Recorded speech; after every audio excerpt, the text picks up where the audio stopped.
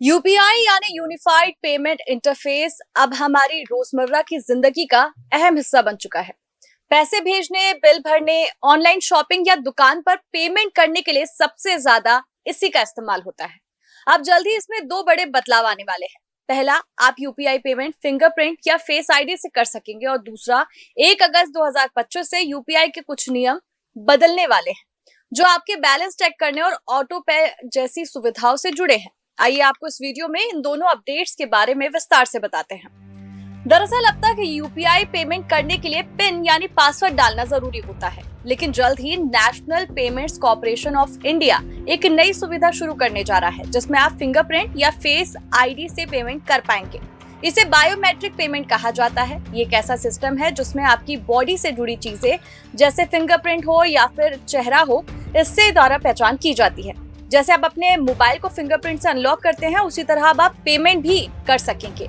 इसका ये फायदा होगा कि पिन याद रखने की जरूरत नहीं पड़ेगी, पेमेंट का तरीका तेज और आसान हो पाएगा। धोखाधड़ी की संभावना कम होगी क्योंकि फिंगरप्रिंट या फेस आईडी को कॉपी करना थोड़ा मुश्किल होता है। एनपीसीआई इस पर काम कर रहा है और जल्द ही इसे रोल आउट किया जाएगा। फिलहाल इसकी कोई तय तारीख नहीं आई है, लेकिन कुछ महीने में गूगल पे, फोन पे, पेटीएम जैसे ऐप्स में यह सुविधा नजर आने लगेगी।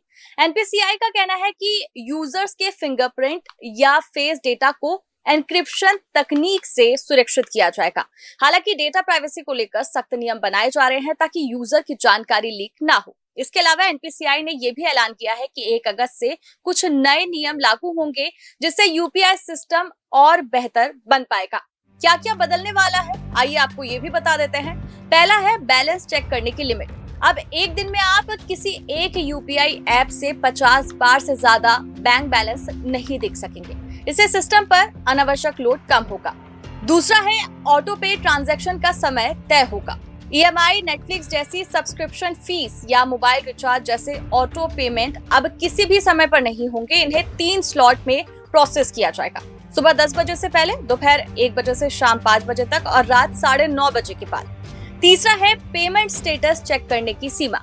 अगर आपका कोई ट्रांजैक्शन अटक जाता है तो आप उसका स्टेटस एक ही बार में 3 बार ही चेक कर पाएंगे और हर बार कम से कम 90 सेकंड का अंतर इसमें रखना होगा। अब आपको ये भी बता देते हैं कि ये बदलाव क्यों किए जा रहे हैं। दरअसल पिछले कुछ महीनों में यूपीआई नेटवर्क पर काफी लोड देखा गया, जिससे मार्च और अप्रैल 2025 में 2 बार सिस्टम तक डाउन हो गया। इससे करोड़ों लोगों को परेशानी हुई। बार बार बैलेंस चेक करने या ट्रांजैक्शन रिफ्रेश करने से सिस्टम स्लो हो जाता है। इन नियमों से यूपीआई सर्विस को बेहतर, तेज और भरोसेमंद बनाने की कोशिश की जा रही है। इस बदलाव का आम यूजर को ज्यादा फर्क नहीं पड़ेगा। जो लोग दिन में बार बार बैलेंस चेक करते हैं, उन्हें बस लिमिट का ध्यान रखना है। ऑटो पेमेंट खुद तय समय पर हो जाएंगे तो यूजर को कुछ करने की जरूरत नहीं है। गूगल पे, फोन पे, पेटीएम जैसे सभी ऐप्स पर ये नियम लागू होंगे।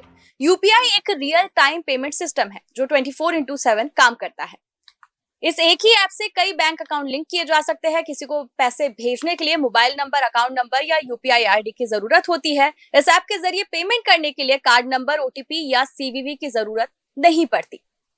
यूपीआई पेमेंट सिस्टम लगातार आधुनिक हो रहा है। फिंगरप्रिंट और फेस आईडी से पेमेंट करना इसे और ज्यादा सुविधाजनक और सुरक्षित बनाएगा। वहीं 1 अगस्त से लागू होने वाले नए नियम यूपीआई को अधिक स्थिर और तेज बनाएंगे। अगर आप यूपीआई का इस्तेमाल करते हैं तो आपको इन बदलावों के लिए तैयार रहना चाहिए। बस ध्यान रहे, नियम बदल रहे हैं, भरोसा नहीं। यूपीआई पहले जैसे आसान, तेज और सुरक्षित बने रहने के साथ अब और भी ज्यादा बेहतर हो जाएगा।